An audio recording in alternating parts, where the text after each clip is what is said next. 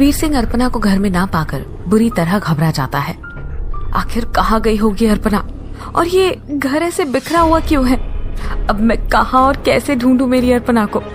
ये कहते हुए वीर सिंह वहीं जमीन पर बैठ गया और उस मिट्टी की गुड़िया जो उसे अर्पणा के कमरे में मिली थी उसे देखकर दुखी होते हुए बोला, कितनी बार समझाया था तुम्हें अर्पणा, ये टोना टोटका छोड़ दो, पर तुमने मेरी बात नहीं मानी।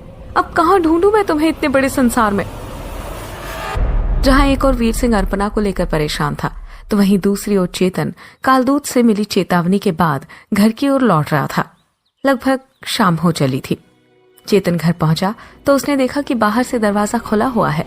चेतन आगे बढ़ता है और अंदर कदम रखते ही वो चौंक जाता है। वीर सिंह तो अक्सर घर से बाहर होता है, लेकिन माँ ही ऐसे घर खुला छोड़ के कैसे कहीं जा सकती है? चेतन घर में हर जगह माही को ढूंढता है, लेकिन माही उसे कहीं नहीं दिखती। वो पूरी तरह घबरा जाता है और अपने आप से कहता है, आखिर बिना बताए वो गई कहाँ? वो सोच ही रहा था कि तभी उसके दिमाग में वो चेतावनी कौंध जाती है, अगला शिकार कोई खास होगा। चेतन ये सब सोचकर परेशान हो जाता है और वीर सिंह को कॉल करता है। वीर सिंह चेतन का कॉल देखकर खुद को संभालते हुए कॉल रिसीव करता है। हाँ चेतन। चेतन घबराते हुए कहता है, वीर सिंह, माही घर में नहीं है। मैं आया तो देखा बाहर का दरवाजा खुला हुआ था। मैंने उसे हर जगह ढूंढ लिया, लेकिन माही कहीं नहीं है। ये सुनते ही वीर सिंह के होश उड़ गए। उसने घबराते हुए कहा, ऐसा कैसे हो सकता है? माही भी कैसे गायब हो सकती है? इस पर चेतन ने चौंकते हुए पूछा, माही भी मतलब और कौन हुआ है? वीर सिंह ने घबराते हुए कहा, मैं अर्पणा के घर पर हूं चेतन, अर्पणा भी अपने घर पर नहीं है। ये कहते ही वीर सिंह का गला भर आया। अर्पणा के गायब होने की खबर सुनकर चेतन भी चौंक जाता है, लेकिन वीर सिंह को यूं घबराया हुआ देखकर चेतन उसे समझाता है, वीर सिंह, ये समय हिम्मत खोने का नहीं है, हौसला रखो, उसे कुछ नहीं होगा। बस जैसा मैं कहता हूँ वैसा करो। मैं हवेली की तरफ बढ़ रहा हूँ, तुम भी जल्दी से पहुंचो। फोन रखते ही चेतन का दिल जोर जोर से धड़कने लगा और वो बिना रुके हवेली की तरफ भागने लगा। एक तरफ जहाँ चेतन माही के लिए परेशान था, तो वहीं दूसरी तरफ ट्रैवल ब्लॉगर रॉकी भी हैरान परेशान फूलपुर गांव में उसी जगह पर खड़ा था जहां कल उसने तस्वीरें खींची थी। रॉकी खड़ा होकर अपने सामने सभी चीजों को गौर से देखते हुए खुद से कहता है, यार कमाल है, ये जगह तो कल जैसी ही खूबसूरत दिख रही है, पर जब मैं फोटो खींचता हूँ तो तस्वीर में कुआं कहाँ से आ जाता है? यहाँ तो कोई कुआं है ही नहीं। आखिर माजरा क्या है? ये सोचते हुए रॉकी को थोड़ा डर भी लग रहा था। तभी अचानक भागता हुआ चेतन, जो कि माही की तलाश में हवेली की तरफ जा रहा था, रॉकी को देखकर एक पल के लिए रुक गया। चेतन ने हांफते हुए रॉकी से पूछा, भाई, तुमने किसी लड़की को इधर से जाते हुए देखा है क्या? चेतन के इस सवाल पर रॉकी, जो कि पहले से ही कंफ्यूज खड़ा था, उसने झल्ला कर कहा, अरे मैंने क्या देखा क्या नहीं मैं खुद ही नहीं समझ पा रहा हूँ, तो तुम्हें क्या बताऊं भाई? यहाँ तो दिखता कुछ और है और होता कुछ और है। चेतन को रॉकी की बात थोड़ी अजीब लगी, लेकिन इस वक्त उसके पास उसकी बात समझने और समझाने का वक्त नहीं था। चेतन बिना कुछ कहे ही तेजी से हवेली की तरफ भागने लगा। ये सब देखकर रॉकी और हैरान हो गया। रॉकी के लिए ये सब अचंभित करने जैसा था। उसने खुद से कहा, भाई, अजीब सी जगह है और लोग तो और भी अजीब है। पता ही नहीं चलता ये गांव भी है या कोई भूल भुलैया। मैं कभी रिकमेंड नहीं करूंगा कोई यहाँ आए। रॉकी वहां से जाने लगता है और बड़बड़ाते हुए खुद से आगे कहता है, यहाँ आना ही बेकार हो गया। एक तो सारी तस्वीर धुंधली निकली और जो एक तस्वीर ठीक आई थी उसमें भी इतना बड़ा झोल है। जहाँ एक और रॉकी को अपनी खींची तस्वीर में वो सब दिखाई दे रहा था जो असल में वहां था ही नहीं। तो वहीं दूसरी ओर सिद्धि साधक वायु सिद्धि प्राप्त करने के बाद बहुत उत्साहित था। रह रहकर उसके दिमाग में एक ही बात आ रही थी, बस अब 2 सिद्धि और बची है। इसके बाद मैं खूनी वधू को अपने वश में करूंगा और उसके रक्षक उस चेतन का भी अभिमान तोड़ूंगा। सिद्धि साधक चिरंकारी बाबा के शिष्य का ध्यान भंग नहीं करना चाहता था, इसलिए गुफा के बाहर ही उनकी प्रतीक्षा करने लगा। जैसे ही चिरंकारी बाबा के शिष्य अपना जाप पूर्ण कर गुफा के बाहर आए, सिद्धि साधक ने उन्हें झुककर प्रणाम किया और कहा, पंच सिद्धि की प्राप्ति के लिए मैं अब और प्रतीक्षा नहीं कर सकता, इसलिए मुझे आगे की प्रक्रिया बताइए। सिद्धि साधक की आवाज में घमंड का भाव भर आया था। उसकी इस बात को सुनकर पहले तो चिरंकारी बाबा का वो शिष्य खूब हंसा और फिर उसने गंभीर स्वर में कहा, मुझे तुम्हारी निष्ठा देखकर अपने आप पर गर्व हो रहा है कि तुम मेरी मदद से ये सिद्धियां प्राप्त कर रहे हो, लेकिन आगे का मार्ग और कठिन होगा। अब मेरी बात ध्यान से सुनो। जल सिद्धि की विशेषता ये है कि अगर अपने आसपास जल का घेरा बना लो तो कोई तुम तक नहीं पहुंच सकता। ये जल का घेरा तुम्हारे लिए एक कवच का काम करेगा। किसी भी तरह का शस्त्र तुम्हें हानि नहीं पहुंचा पाएगा। चिरंकारी बाबा के शिष्य की बात सुनकर सिद्धि साधक की बाँछें खिल उठी। उसने खुश होते हुए कहा, आदेश दीजिए, मैं आज इसी समय सिद्धि के लिए तैयार हूँ। तभी चिरंकारी बाबा के शिष्य ने सामने खड़े सिद्धि साधक को पीछे देखने का इशारा किया। सिद्धि साधक ने जैसे ही मुड़कर देखा, उसकी आंखों के सामने एक तालाब था। चिरंकारी बाबा के शिष्य ने कहा, तुम्हें कुछ क्षण इस तालाब के भीतर बिताने होंगे। अगर तुम ये कर पाए तो तुम्हें जल सिद्धि प्राप्त हो जाएगी। इस पर सिद्धि साधक ने बिना पूरी बात को सुने खुश होते हुए सीधे तालाब में छलांग लगा दी। तभी सामने खड़े चिरंकारी बाबा के शिष्य ने कहा, जब तक मैं ना कहूं तब तक तुम इस तालाब से बाहर नहीं निकलोगे। सिद्धि साधक के चेहरे पर मुस्कुराहट थी, क्योंकि वो जानता था कि ये कोई मुश्किल चुनौती नहीं है। लेकिन तभी चिरंकारी बाबा के शिष्य ने अपनी उंगली के इशारों से देखते ही देखते पूरे तालाब को बर्फ में बदलना शुरू कर दिया। जल की ठंडक महसूस होते ही सिद्धि साधक समझ गया कि ये चुनौती इतनी भी आसान नहीं थी। उसने आंखें खोली तो देखा तालाब का पानी बर्फ बन चुका था। इस पर वो मुस्कुराया और कपकपाती मगर तेज आवाज में चिल्लाया, मैं हर चुनौती पार करने के लिए तैयार हूँ। मेरे रक्त की एक एक बूंद भी जम जाए तो भी मैं इस तालाब से बाहर नहीं निकलूंगा। मैं जल सिद्धि प्राप्त करके रहूंगा। सिद्धि साधक का ऐसा विश्वास देखकर चिरंकारी बाबा के शिष्य के चेहरे पर भी आत्मविश्वास भरी मुस्कान तैर गई। इधर सिद्धि साधक काफी देर तक उस तालाब के भीतर खड़ा रहा, लेकिन उसने हार नहीं मानी। इतनी देर सिद्धि साधक को ऐसी ठंड से लड़ते देख आखिरकार चिरंकारी बाबा के शिष्य का मन पिघल गया और उन्होंने खुद से कहा, इस संसार में तू ही इस सिद्धि के योग्य है। देख अब इस सिद्धि का प्रमाण।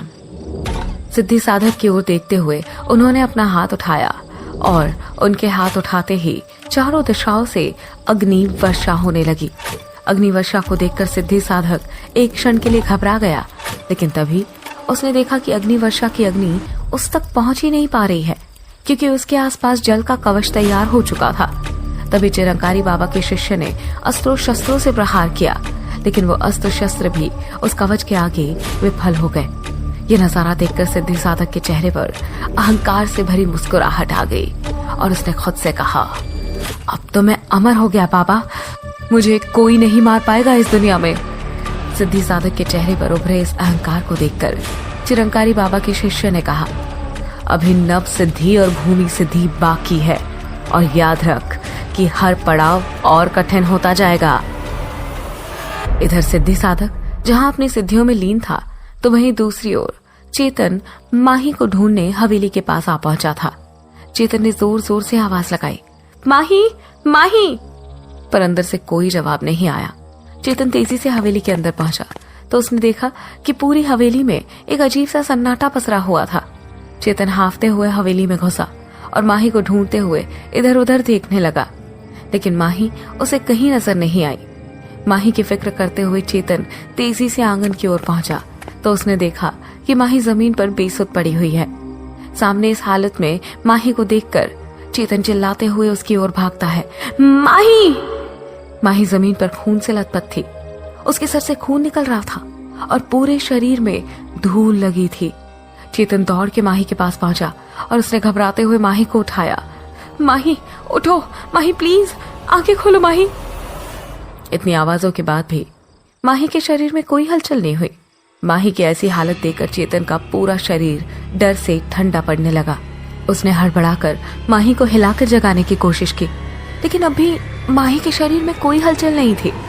चेतन इस वक्त बेबस महसूस कर रहा था कि तभी तेज हवा के झोंके के साथ रात की रानी के फूलों की खुशबू हवेली में फैल गई। चेतन चौंक गया और तुरंत इधर उधर देखने लगा। तभी अचानक से माही जमीन से थोड़ा ऊपर हवा में लहराने लगी। चेतन ये दृश्य देखकर हैरान रह गया। चेतन ने माही को पकड़ने की कोशिश की, लेकिन तभी चेतन को एक जोरदार धक्का लगा और वो एक दीवार से जा टकराया।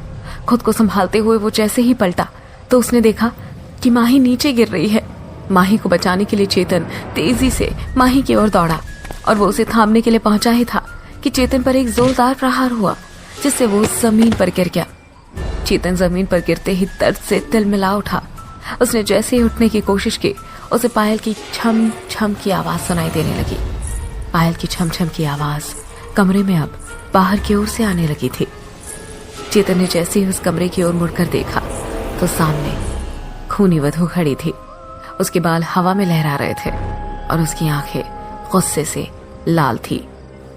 वो गहरी सांसें भरते हुए चेतन की ओर देखते हुए गुस्से में चिल्लाई, बचा सकता है तो बचा ले इसे। अब तू देख कैसे मैं तेरी आंखों के सामने इस लड़की को तड़पा तड़पा कर मारूंगी और तू सिर्फ देखता रह जाएगा, कुछ भी नहीं कर पाएगा। और ये कहते ही वो जोर जोर से हंसने लगी। उसकी यह हंसी पूरी हवेली में गूंजने लगी और खूनी वधू की इस बात को सुनकर चेतन का खून खौल गया। उसने भी गुस्से से खूनी वधू को ललकारा, ये तुमने अच्छा नहीं किया। तेरा दोषी मैं हूँ, ना कि ये मासूम निर्दोष लोग जिनकी तुम जान ले रही हो। और माही ने तुम्हारा क्या बिगाड़ा है? इसे सुनकर खूनी वधू हंसते हुए जोर से चिल्लाई, मैंने तुझे कहा था तुझे अतीत में लौटना होगा चेतन, पर हर बार तूने इसे अनदेखा और अनसुना किया, इसलिए आज तुझे इसकी सजा मिलेगी। इस लड़की की मौत होगी और वो भी तेरी आंखों के सामने। ये कहते हुए खूनी वधू जोर जोर से चिल्लाने लगी और पूरे माहौल में उसकी डरावनी हंसी का अजीब सा शोर फैल गया। चेतन के कुछ समझ नहीं आ रहा था कि वो क्या करे कि तभी पीछे से एक आवाज आई, माही, चेतन, कहाँ हो तुम लोग? चेतन ने जैसे ही मुड़कर देखा तो आंगन के दूसरी तरफ वीर सिंह खड़ा था। वीर सिंह को देखकर चेतन को एक उम्मीद नजर आई। चेतन और माही को जख्मी हालत में देखकर वीर सिंह दौड़ता हुआ आंगन की ओर बढ़ा, लेकिन इससे पहले कि वो माही या चेतन के पास पहुंच पाता, खूनी वधू ने वीर सिंह पर हमला कर दिया। वीर सिंह दूर पड़े चेतन के पास जाकर गिरा। तभी चेतन और वीर सिंह की नजर खूनी वधू पर पड़ी, जो कि अब बेहोश पड़ी माही की तरफ बढ़ रही थी। खूनी वधू चीखते हुए बोली, कोई नहीं बचेगा मेरे प्रहार से। खूनी वधू के इस तरह चिल्लाने से माही को होश आ गया और माही की खुली आंखों को देखते ही एक कुटिल मुस्कान के साथ खूनी वधू उसका गला दबाने लगी। खूनी वधू माही का गला तेजी से दबाते हुए उस पर अपना सारा क्रोध निकाल रही थी और माही होश में छटपटाते हुए अपने गले को खूनी वधू के हाथों से छुड़ाने की कोशिश कर रही थी। छोड़ो, छोड़ो मुझे, चेतन, अमीर भैया, बचाओ मुझे। ये बोलते बोलते माही की सांसें अटकने लगी, उसका गला सूखने लगा, मानो अब उसके प्राण छूट जाएंगे। माही की आंखें बंद होने लगी और खूनी वधू की शक्ति के सामने वो कमजोर पड़ने लगी। तभी खूनी वधू हंसते हुए चिल्लाई, मैंने कहा था ना, तड़पा तड़पा कर मारूंगी। अब तो आएगा ना अतीत में, वरना देख तेरी आंखों के सामने सबको खत्म कर दूंगी। बचाने आया था ना इसे, अब बचा कर दिखा। खूनी वधू की ये बात सुनकर वीर सिंह पूरी तरह घबरा गया, लेकिन उससे थोड़ी दूरी पर चेतन अब भी कुछ सोच रहा था। कैसे बचाऊं मैं अपनी माही को, कोई तो तरीका होगा। वो ये सोच ही रहा था कि तभी उसके दिमाग में कुछ कौंधा। वो तुरंत जमीन पर रेंगते हुए वीर सिंह के पास पहुंचा और बोला, वीर सिंह, खूनी वधू से बचने का बस एक ही तरीका है। क्या तुम्हारे पास खूनी वधू की तस्वीर है? हम उस तस्वीर को जलाकर माही की जान बचा सकते हैं। ये कहकर वो वीर सिंह की तरफ देखने लगा। दर्द से कराहते हुए वीर सिंह ने तुरंत अपनी जेब में हाथ डाला और चेतन उसे उम्मीद भरी नजरों से देखने लगा, क्योंकि माही को बचाने का अब आखिरी रास्ता यही था। पर तभी वीर सिंह ने निराश स्वर में कहा, नहीं चेतन, आज हमारे पास खूनी वधू की तस्वीर नहीं है।